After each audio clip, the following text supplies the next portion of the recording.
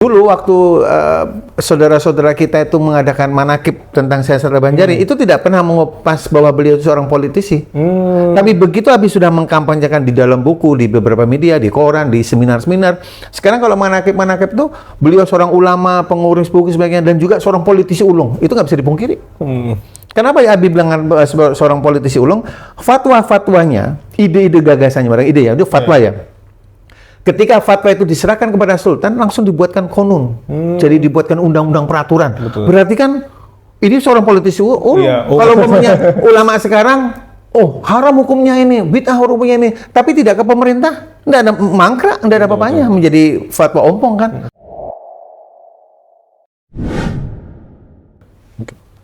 Assalamualaikum warahmatullahi wabarakatuh. Assalamualaikum. Alhamdulillahirabbil alamin. Kita berkunjung di salah satu, mungkin kalau menurut saya pribadi, salah satu tokoh inspirasi bagi saya, seorang guru, yaitu Bapak Dr. Haji Abdul Rahim Al-Audah, atau yang kami sering kita kenal itu Abi Audah, sapanya Abi. Ada yang menarik dari Abi Audah. Beliau adalah salah seorang penulis yang dimana salah satu buku yang diterbitkan beliau itu tentang pemikiran politik Syekh Al-Banjari. Nah, itu Bi, awalnya kenapa sih Bi pengen menulis tentang Kiai Haji As'ad Al-Banjari? Ada apa dengan Kiai Haji As'ad Al-Banjari itu Bi? Ya, bismillah, alhamdulillah. Orang kalau bicara tentang politik kayaknya para ustadz asatid, para pemikir-pemikir itu alergi ya bicara tentang politik. Padahal justru politik itu bisa merubah kebijakan selama yang orang yang punya kebijakan itu yang amanah, baik kan dan sebagainya gitu. Nah ternyata karena mungkin latar belakang Abi itu banyak mengamati sosial politik, kayaknya tertarik deh kalau misalnya kita berbicara tentang tokoh ulama besar Kalimantan, Syekh Hasan Al-Banjari. Nah ketika wacana itu dibuka, itu banyak yang nolak. Rektor UIN menolak, kemudian banyak yang ulama-ulama, bahkan akademisi UNLAM, UIN sendiri, UIN Antasari menolak. Jangan dikaitkan. Itu Syekh Hasan Al-Banjari itu seorang sufi, seorang ulama besar, tidak ada hubungan dengan politik. Mungkin image politik itu bila. Iya, karena dianggap tidak baik, bahwa ternyata Syekh Hasan itu bukan seorang politisi, bukan seorang politik praktis, dan tidak pernah membuat kitab siasah gitu. Nah ternyata itu justru tantangan buat Abi. Abi ingin membuktikan bahwa itu bukan hambatan. Nah, ketika Abi bongkar di dalam kitab Sabilal itu, ternyata di mukodimanya ada. Di mukodimanya itu dikatakan bahwa atas perintah Sultan Sabilal ini tercapai. Nah kalau dalam dunia politik hukum, ini sudah politik hukum karena Sultan yang meminta. Diminta wilayah. Diminta lalu menjadi politik karena yang minta kekuasaan. Iya betul. Kekuasaan. Nah misalnya macam kalau dulu pemerintah meminta kepada anggota dewan, tolong dibuatkan undang-undang tentang perkawinan. Itu presiden meminta kepada anggota dewan. Maka lahirlah undang-undang perkawinan nomor 1 tahun 74 tentang perkawinan. Itu produk politik hukum. Ya kenapa? Karena yang meminta adalah presiden. Sama Sabilal itu merupakan produk politik hukum. Kenapa? Karena yang meminta itu Sultan. Andai kata Sultan tidak meminta, Abi jamin Sabilal nggak ada. Berarti ada yang Sabilal Muhtar itu diperintahkan oleh Sultan. Karena Sultan. Jadi sebenarnya kalau misalnya ada orang masyarakat Martapura, masyarakat Banjar pada umumnya atau masyarakat seluruhnya bahwa Sabilal itu merupakan karya murni Syekh Hasan Al-Banjari, tapi tidak. Itu ke atas inisiasi daripada Sultan. Karena problem-problem permasyarakat Banjar katanya masalah ada zakat yang tidak produktif, kemudian ada waris yang masih ada yang waris yang terzolimi. Kenapa jadi Abi bilang, loh istri yang ikut kerja, macam Iqbal punya istri ya, 4 pegawai, kemudian Iqbal meninggal, masa dapat waris aku dapat sekian, maka aku 4 pegawai. Nah Syekh Hasan Al-Banjari ini mendapatkan gono gini, jadi separuh dulu karena si istri 4 pegawai. Beda kalau misalnya istrinya Iqbal itu pegawai, kemudian Iqbal meninggal, maka istri mendapatkan seberapa, misalnya 1/8, 1/6 atau 1/4 sesuai dengan berapa anaknya ya. Nah Syekh Hasan Al-Banjari ini tidak adil, ini ada terzolimi, maka istri yang 4 begawi mendapatkan hartanya. Makanya Sabilal itu juga diadopsi oleh kompilasi hukum Islam yang sekarang ini ya. Kalau misalnya hukum Islam itu bahwa istri apabila 4 kerja mendapatkan gono gini, separuh. Dan itu dipakai di pengadilan agama. Apabila sudah mentok, maka rujukannya kompilasi hukum Islam. Kompilasi hukum Islam referensinya ke Sabilal. Jadi Syekh Hasan Al-Banjari sudah punya gagasan tentang pembagian waris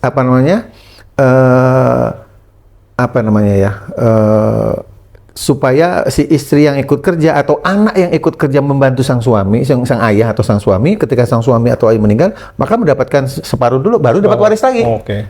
Dari harta gona gini. Beda Iya. dengan waris milah. Jadi umpamanya Iqbal dapat meninggal ya, kemudian dapat harta waris totalnya sudah bayar ini tinggal 1 miliar.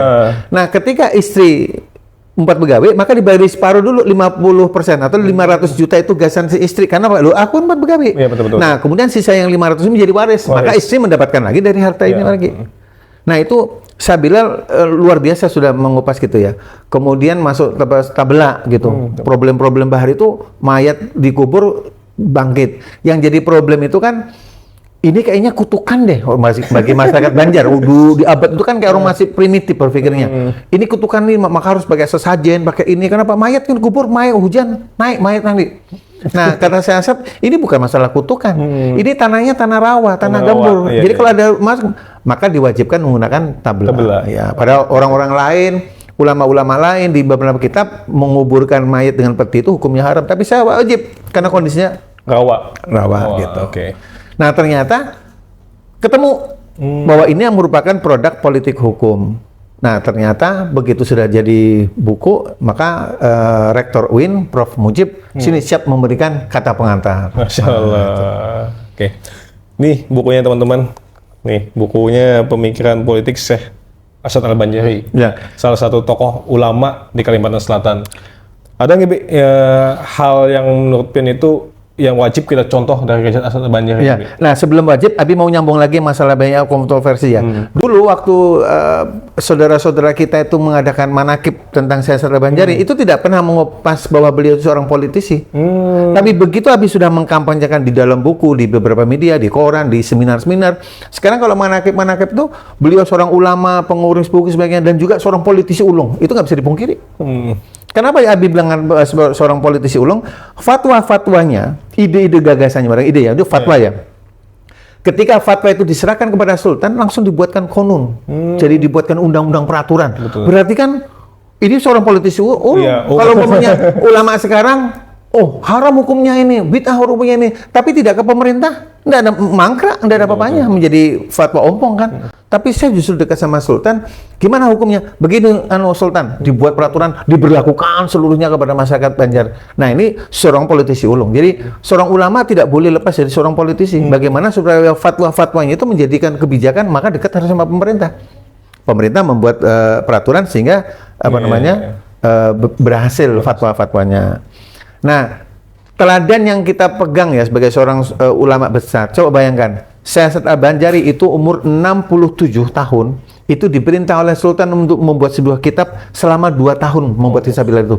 Itu umur 60, kita sudah mungkin di kita ini sudah pensiunan, tapi beliau produktif untuk menulis. Jadi tidak ada halangan. Kenapa ya? Aku sudah tua kadang. Enggak, justru beliau di umur itu malah produktif, banyak kitab-kitabnya yang dia tulis. Ya, artinya, itu si Indonesia bisa nulis, masa kita enggak? Iya. Nah, salah satu motivasi besar bila. Betul. Nah, karena ini Abi sudah kampanye ke sana kemari, Abi juga dapat informasi, kemudian diminta oleh beberapa tokoh untuk membuat ada 2 bahasa nantinya, yaitu bahasa Arab dengan bahasa Inggris. Masya Allah. Pemikiran politiknya Syekh Asad Al-Banjari. Ada nggak Bi, fatwa Syekh Asad Al-Banjari yang sampai saat ini kita rasakan Bi? Oh iya, banyak ya, sebenarnya banyak ya. Termasuk macam tentang waris tadi. Iya, waris tadi. Tentang waris, kemudian zakat produktif. Zakat produktif. Kemudian juga tentang tabela. Ya, jamban yang menghadap kiblat. Itu sampai sekarang kan orang Martapura yang zamannya kan dulu asal ini nggak bisa lagi. Sudah nggak bisa lagi. Kemudian apalagi tentang adab berdamai. Ada berdamai itu gagasan-gagasannya dan sampai sekarang masih relevan. Yang tidak relevan ya, pemikiran Syekh Asad Al-Banjari itu tentang islamisasi dan syariatisasi. Kalau di zaman dulu itu kan penerapan syariat itu penting. Karena Kesultanan Banjar itu di dalam kekuasaan Utsmani Turki Utsmani. Jadi harus penerapan syariat. Nah, sekarang kan ini negara NKRI. Jadi tidak relevan lagi pemikiran tentang penerapan syariah atau islamisasinya itu tidak relevan. Tapi yang lainnya masih tetap. Tapi terkadang Bi, orang yang tidak tahu dengan Syekh Asad Al-Banjari, yang mungkin pemikirannya itu menganggap bahwasanya Ki Haji Asad Al-Banjari ini mengadopsi pemahaman agama yang tidak benar. Iya, iya, iya. Ini memang betul ya si Iqbal ya, bahwa dulu juga Abi hampir terprovokasi bahwa pemikiran Syahsat Al-Banjari atau ajaran Syahsat Al-Banjari itu sesat gitu ya. Tapi ketika Abi pelajari Sabilal Muhtadin, Tufakur Rohibin, Kanzul Ma'rifah, justru kitab-kitab ini adalah mengkanter perbuatan-perbuatan syirik, lalu membuat kitab itu. Jadi bukannya ajaran Sidin itu sesat, tapi justru mengkanter ajaran-ajaran sesat. Contoh gini, mapan retasi itu sudah mulai bahari yang memberi makan ke laut tuh. Oh iya. Mau ini sebagai sesajen kan itu mubazir. Kenapa harus menggunakan ini sebagainya kan gitu. Itu menantang itu. Kemudian muwakal nih. Ada macam muwakal itu bersahabat dengan jin. Oh iya. Itu Syahsat Al-Banjari dalam Tufakur Rohibinnya mengkanter itu. Kayak khodam itu, Bi. Ya, jadi kayaknya yang ngarinya pekawan sama jin. Supaya macam lakasuge, akan berpengaruh, kemudian tangguh sebagainya. Itu di dalam Kanzul Ma'rif, Tufakur Rohibinnya tuh mengkanter. Jadi banyak persoalan-persoalan di masyarakat itu yang tidak cocok, beliau yang mengkanter melalui kitab Sabila, kitab-kitabnya itu. Termasuk mengkanter tentang wahdatul wujud. Ada mungkin pernah ada tentang wahdatul wujud itu ya. Itu di Kanzul Ma'rifah. Di mukaddimahnya ketika buka di dalam kitab Kanzul Ma'rifah itu beliau mengambil satu kutip man arafa nafsahu faqad arafa rabbahu. Itu sudah luar biasa. Jadi nggak bisa dirinya sebagai Tuhan. Mana si ini ada Tuhan gitu ya. Mana ini Tuhan gitu. Nah, Syahsat Al-Banjari membongkar. Jadi kalau ingin tahu dengan dirinya, maka dia jadi harus tahu nih. Oh, dia yang nggak tahu dengan Tuhan dirinya. Dia taunya dengan, kalau misalnya pernah dengar nggak yang kajian wahdatul wujud itu ya. Wahdatul wujud itu kan kayak macam Tuhan itu menyatu dengan, ya. Ternyata kalau dilihat itu kan sama dengan kisahnya bukan sama dengan Fir'aun. Oh, iya. Pernah dengar nggak Fir'aunnya itu yang ana rabbukum Iya. Mengaku Tuhan dia itu. Itu jadi sebenarnya wahdatul wujud pertama itu Fir'aun sudah mengaku dirinya. Ya lah itu umpat-umpat menjadi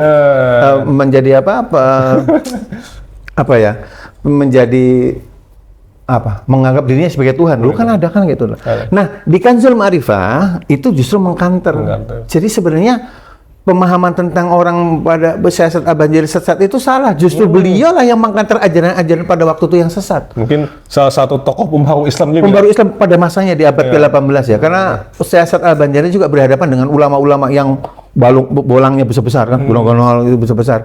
Itu. Nah, untungnya Syahsat Al-Banjari didukung oleh Sultan. Andai kata tidak, maka dakwanya juga akan terhalang. Kembali lagi politik juga. Gitu. Jadi sehebat apapun sekarang itu yang satu pemikiran yang buat Abi sangat luar biasa. Mungkin ini sudah 200 lebih ya. Belum ada penggantinya sih. Masya Allah. Belum ada penggantinya sampai sekarang ya.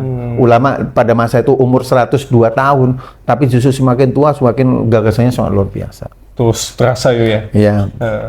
Karena artinya agama dan politik itu sebenarnya nggak bisa dipisahkan, Wi. Nggak bisa dipisahkan. Jadi agama, kalau ada orang bilang, oh agama, politik, agama tanpa politik, maka itu gersang. Betul. Kemudian agama ya tanpa politik, maka itu hawa ya gitu ya. Politik tanpa gersang, itu sudah bukan gersang lagi, kayak gerombolan, kan sudah tidak ada, politiknya itu tidak diatur dengan moral agama. Iya. Maka yang kaya makin kaya, yang miskin makin miskin, yang berkuasa makin kuat, karena nggak ada moral. Nggak ada aturan. Nggak ada aturannya. Justru politik itu harus filternya adalah agama. Jadi tidak bisa terpisahkan begitu. Oh, ini cocok nggak dengan agama? Kan agama itu ada agama Islam, agama Kristen, macam-macam. Cocok nggak? Gitu ya. Nah, kalau misalnya politik tidak dikaitkan dengan agama, kalau dalam orang Eropa itu bukan agama, tapi moral, etika ya. Itu kok, maka politiknya akan nggak jelas, makin camuh kan kayak gitu. Betul. Ya. Jadi Abi berharap sih mudah-mudahan ulama-ulama sekarang silahkan aja ikut berpolitik, kemudian jadikan dia dakwah supaya mempunyai kebijakan untuk kemaslahatan orang banyak. Mungkin salah satu fatwa kita bisa disetujui ya, macam, sehingga fatwa itu dapat dirasakan oleh masyarakat luas. Gitu. Itu mungkin salah satu pemikiran politik sehat banyak Jadi jangan menganggap bahwa politik kotor, politik itu tidak baik. Enggak, salah berpikir gitu. Nabi saja itu andai kata tidak berpolitik, dakwanya bisa terhalang. Piagam Madinah itu dari produk politik sebenarnya. Sehingga begitu dibuat, orang mau yang Rasul, kalau dengan caranya kita rugi dong. Ternyata justru dengan itu menang. Akhirnya orang Yahudi yang keluar dari Madinah kan. Betul. Masya Allah. Artinya ya nggak bisa terlepaskan. Ya. Tidak bisa terlepaskan agama dan politik. Karena itu sangat ya menentui, Bi. Ya. Untuk segala macam. Karena agama menjadi filter untuk kebijakan. Cocok dah memihak kepada rakyat, tidak ada memberikan keuntungan terhadap rakyat, itu harus ada. Karena agama merupakan nilai yang merata, Bi, buat masyarakat. Betul. Justru politik lah yang mengacu pada agama. Nah, sekarang kalau misalnya kita bicara tentang politik ya, macam Abi agak sedikit keras ini ya, tapi tidak apa-apa. Kalau misalnya Abi bisa mempertanggungjawabkan. Di zaman Syekh Asad Al-Banjari, kenapa ketika berbicara tentang fikih itu Sultan mendukung? Sultan mendukung. Ini luar biasa nih, makanya dicetak di mana, di Singapura, di Mesir dicetaknya. Akhirnya Sabila itu menyebar ke seluruhnya, didukung oleh Sultan. Tapi ketika Syekh Asad Al-Banjari bicara tentang kesyirikan, tentang tauhid, tentang apa namanya, itu Sultan tidak mendukung. Kenapa tidak didukung? Karena kata Sultan itu jangan diganggu. Karena aku juga perlu suara. Karena Sultan pada masa itu dia ingin pengakuan dari ulama dan pengakuan dari masyarakat. Betul. Karena ada Sultan, kemudian ada juga yang anak selir yang ingin jadi Sultan. Jadi siapa yang didukung? Oh, kami dong. Ulama dukung aku, rakyat dukung aku. Nah, sekarang macam kayak gitu di Indonesia nih. Kenapa macam Syiah itu masih ada? Tidak dibubarkan. LBJT kenapa tidak dibubarkan? Kenapa? Itu suara untuk mendukung aku. Jadi nggak usah diganggu.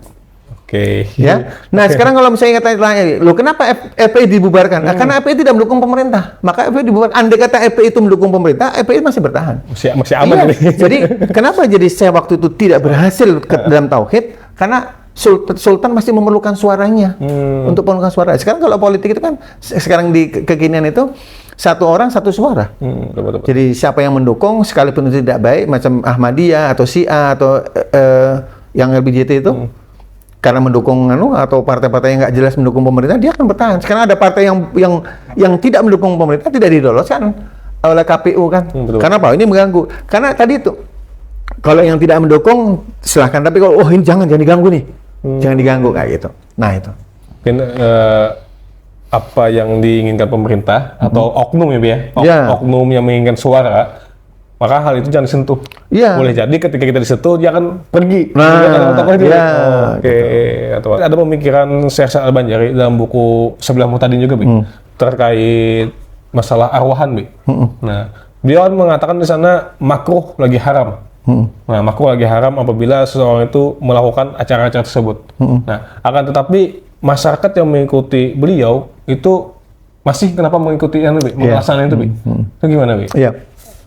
Kalau misalnya dari pesan Nabi itu kan sudah mulai dan sepakat ya bahwa dia itu lagi galau, orangnya sudah ada keluarganya meninggal kan, keluarganya kan lagi sibuk, ya. Jadi jangan disibukkan dengan masa-masa.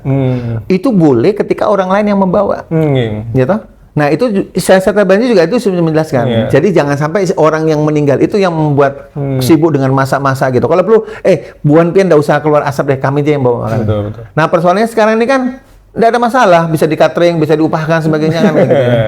Nah, gitu aja sebenarnya. Nggak begitu signifikan ya kalau buat tapi persoalannya kalau dulu tuh kan maka kalau bisa itu kalau ada satu keluarga meninggal jangan sampai di dapur tuh keluar asap. Sudah kehilangan, kemudian sedih, masa disuruh sibuk dengan masak kan? Itu tamunya kurang ajar kan. Seharusnya yang bertakjih, Bi. Yang takjih yang bawa, siap punya tenang aja, banyu siap aku kantor. Sekarang minuman kemas sudah banyak, nggak perlu pakai jarang-jarang banyu kan.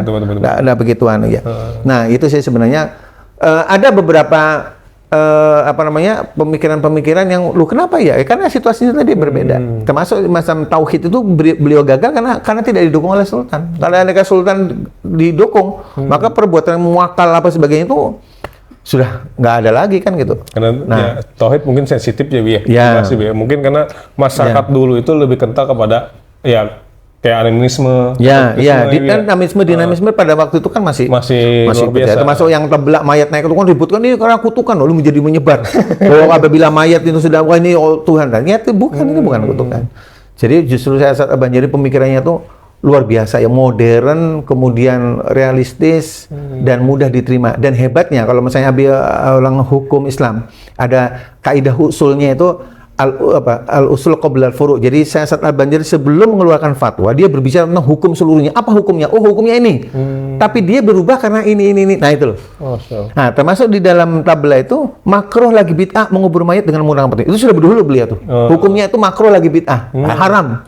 Tetapi dia tidak akan menjadi makruh, bahkan wajib apabila memberikan alasannya. Kondisi nah, ini iya, jadi itu luar biasa ulama. Jadi nggak kayak macam Ustaz sekarang, oh, ini makruh bid'ah ya. Tapi kenapa jadi makruh bid'ah nggak dijelasin. Nah, kalau Syahsat itu sumbernya gini, kemudian nanti ya apa? Al-usul qabla furu'. Jadi asalnya apa, kemudian baru dia bicara tentang cabang hukumnya itu. Mengambil ilatnya, Wi. Ya, itu luar biasa sebenarnya. Artinya tidak memponis suatu hukum itu A. Enggak, tapi dia memikir panjang. Ya, jadi kenapa jadi A? Oh, lantaran ini menjadi A. Maka A itu dia menjadi plus atau A menjadi minus, lalu beliau menguraikan. Jadi yang pendengar tuh, oh benar asal hukumnya tuh ini, kemudian jadi kayak begini karena ini, nah gitu loh. Cuma hanya ini, Wi, ketika kita makan babi kan haram, Wi. Tapi makan babi diperbolehkan apabila suatu genting. Di sana tidak ada makanan sama sekali, dan memang kondisi kita ketika kita tidak makan itu kita mati. Itu diperbolehkan, Wi. Ya itu kan mudarat kan. Kan lebih mengutama mudarat daripada yang betul. Nggak masalah. Ini lebih banyak masalahnya, ini mudaratnya lebih kecil. Makanya, tetapi tidak mengencang selama masih hidup. Di kita ini kan ada di Kes Hadi Tanjung itu, kita ini sama-sama orang Dayak ya. Masih agamanya apa Dayak itu? Kahirangan. Masih makan babi, makan apa sebagainya. Suatu ketika Abi masuk Islam. Abi bisa gitu kan. Ternyata ya, pas sampai ke rumah, kita kan saudara ya, kita makan sop nih. Sop apa nih? Sop babi. Oh, Islam nggak boleh makan babi. Nggak apa-apa, kuahnya aja barang. Makan kuahnya aja barang ya. Enggak lah kalau sudah hukumnya sudah begitu ya. Nggak mau ya. Kecuali kalau masa yang di hutan ya nggak ada makanan, dia boleh selain babi mungkin apa yang bisa dimakan selama dia untuk menahan hidup kayak gitu ya. Gitu. Artinya penentuan hukum itu tidak mutlak ya, Iya, tidak mutlak kecuali sesuai dengan kondisi dan keadaan yang ada. Ada nggak, mungkin pesan buat anak muda nih, Bi, untuk bisa melek dan mengetahui siapa sih Syahsat Al-Banjari ini, Bi? Ini penting ya buat pelajaran buat kita yang muda-muda nih ya, kayak macam Iqbal dan yang lainnya tuh, sosok Syahsat Al-Banjari itu dia bagaikan, makanya harus mercusuar ya, yang menjadi dari Banua Banjar.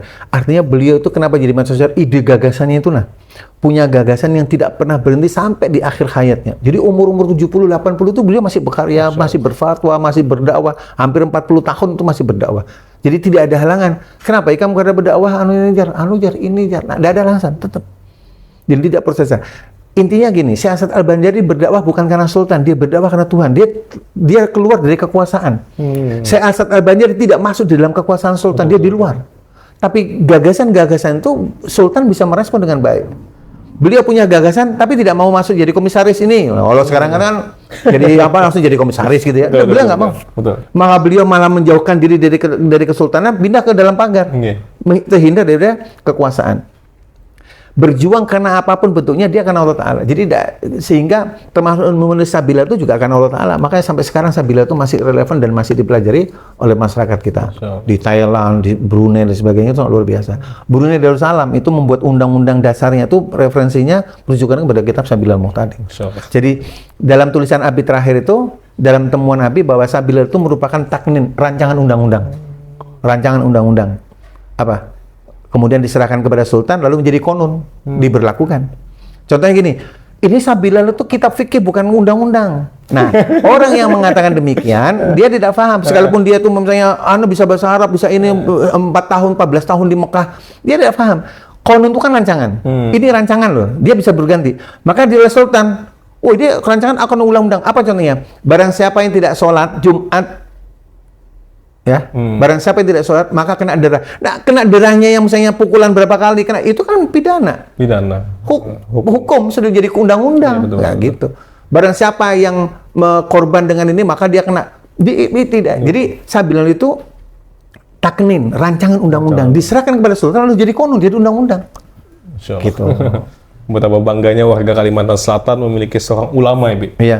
Yang dikenal bukan sekedar di Indonesia, tapi dunia ya, Bi. Dunia. Insya Allah. Maka kita patut berbangga lah dengan sosok kayak Haji Arsyad Al-Banjari. Alhamdulillah kan macam pemerintah sekarang sudah mulai peduli ya terhadap sosok ulama gitu. Ada sudah mengadakan seminar, kemudian mengajukan menjadi pahlawan nasional, kemudian juga membuat film Syed Arsyad Al-Banjari. Bahkan baru-baru ini pemerintah provinsi juga membuat masjid bernama Syekh Muhammad Arsyad Al-Banjari. Ini masjid paling megah di Banjarbaru nih. Mudah-mudahan lah, insyaallah mudah-mudahan lancar ya. Artinya kita mempunyai sosok yang begitu luar biasa ya di Kalimantan Selatan.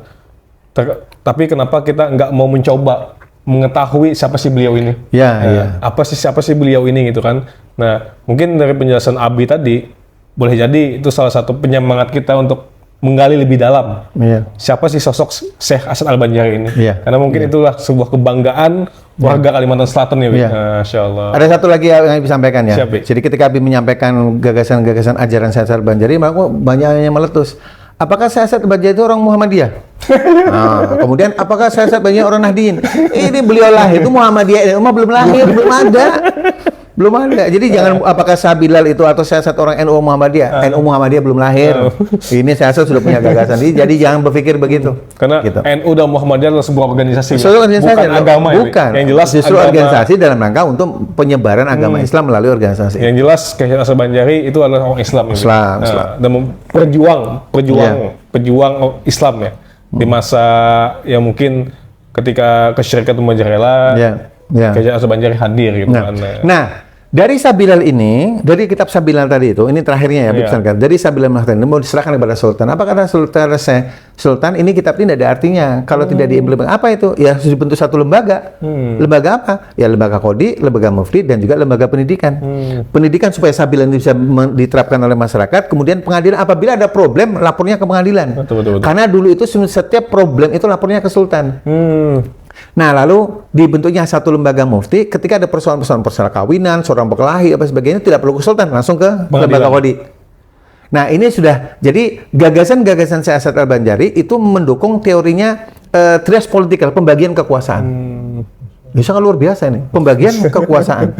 Ya jadi sudah kalau ada konsultasi sudah ini. Tapi saya tidak masuk. Jadi yang ditaruh jadi ketuanya itu cucu dan anaknya, saya tidak masuk dalam. Jadi Sabilal itu kontribusinya terhadap berdirinya struktur hukum itu Sabilal. Jadi kalau misalnya si Iqbal, pengadilan agama yang ada di Indonesia itu adalah gagasan dari Syekh Arsyad Al-Banjari. Dulu lembaga Qodi lalu menjadi pengadilan agama. Itu gagasan. Jadi kalau misalnya kita mengajukan Syekh Arsyad Al-Banjari menjadi pahlawan nasional, peradilan agama itu karena ide beliau.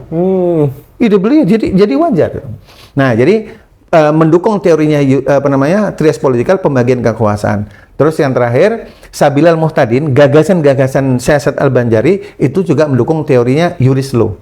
Juris Law itu ahli hukum, membuat hukum dan didukung oleh kekuasaan. Syekh Arsyad Al-Banjari kan ahli hukum. Betul. Kemudian membuat kitab hukum dan didukung oleh Sultan.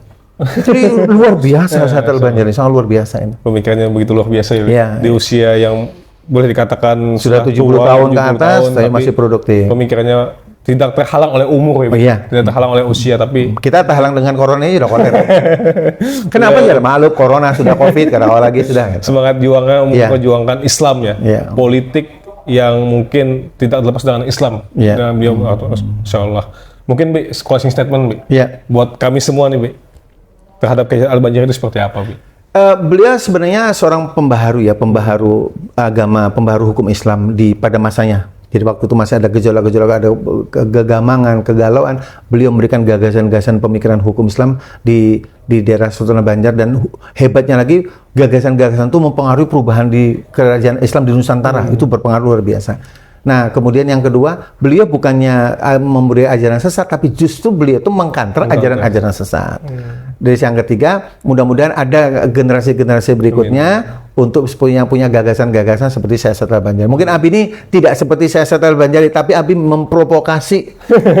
Ternyata Syekh Arsyad Al-Banjari itu sangat luar biasa ulama. Mudah-mudahan kalau tidak anak Abi atau cucu Abi atau sebagainya, generasi berikutnya ada ulama-ulama berikutnya yang bisa baik. Mudah-mudahan Kalimantan Selatan tidak kehilangan sosok ulama seperti halnya Haji Arsyad Al-Banjari ya, Bi.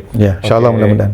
Mudah-mudahan apa yang kita sampaikan kesempatan kali ini bisa bermanfaat buat kita semua. Dan tentunya kalau kawan-kawan pengen mengetahui Abi Auda, itu bisa di channelnya ada. Namanya Ya, Abi Auda Center. Center, ya. Nah, silakan kawan-kawan kunjungi channel beliau, bisa di-subscribe, like, dan share ke teman-teman kalian semua. Salah hilap kami mohon maaf. Assalamualaikum warahmatullahi wabarakatuh. Waalaikumsalam warahmatullahi wabarakatuh. Thank you.